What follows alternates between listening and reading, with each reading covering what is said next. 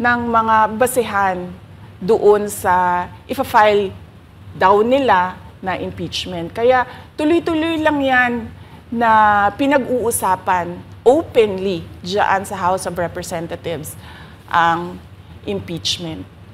At lagi nandyan sa gitna si Franz Castro sa usaping impeachment sa akin. Unang-una, walang misuse ng confidential funds, walang misuse ng funds ng Department of Education.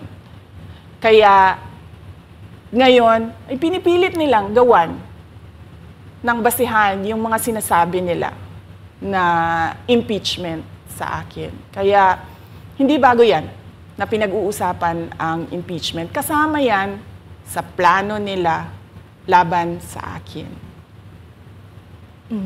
Ma'am, regarding naman po dito,